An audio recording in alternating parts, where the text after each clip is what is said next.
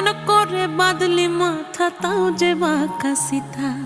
মেদিনীপুরে রায়না চিরন বাঁকুড়ার ওই ফিতা, আর যতন করে বাঁধলি মাথা তাও যে বাঁকা সিথা। পেছ পাড়িয়া রাজ